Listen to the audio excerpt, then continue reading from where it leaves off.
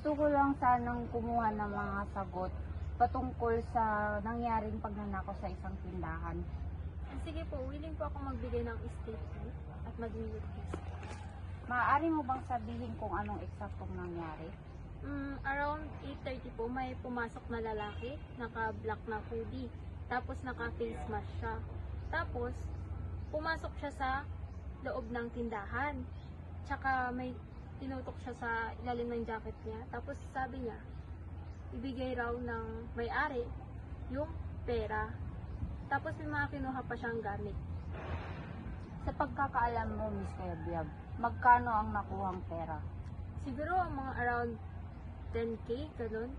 May mga iba pa kasi siyang kinuha tapos tinago sa hoodie niya.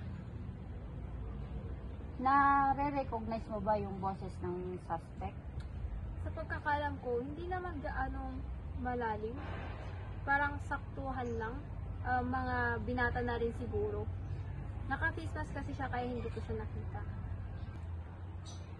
May napansin ka ba sa loob ng tindahan bago mangyari yun? Oo, may mga ibang tao rin kasing pumapasok doon at bumibili.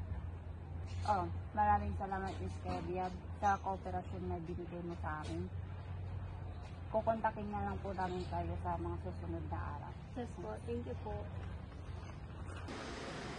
Gandang umaga, Mr. Tostado.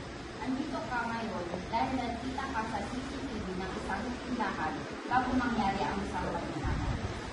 Gusto namin marinig ang side mo. Pwede po bang marinig yun? Yes, ma'am. Actually, andun po ako sa school nung gabi mo. Pero, pumunta lang po ako doon kasi gusto kong bumili ng kids.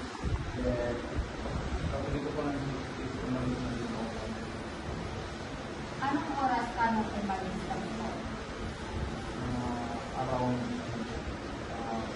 8:25 ng gabi. Sabi ng witness, ang boses daw ng suspect ay familiar sa boses mo. How do you explain that? Siguro, hindi naman po ako yung pinagbibilang na kasi marami naman po tao doon that time. Siguro hindi po ako. Bakit suot mo yung black hoodie na kapareho doon sa description ng suspect? That time po kasi maulan po. And ayaw kong mabasa ng gamit ko. Kaya sinuti ko yung gamit para hindi ko mabasa. Mr. Gonzales, may problema ka ba ngayon sa pera o may dahilan para magnakaw? Actually po, medyo gusto ko sa kailangan. Pero hindi ko magnakaw. Maraming salamat sa kooperasyon mo, Mr. Gonzales. Titignan pa rin po namin yung CCTV footage. For now, stay available ha. Baka kailangan po kasi namin ikaw tawagan.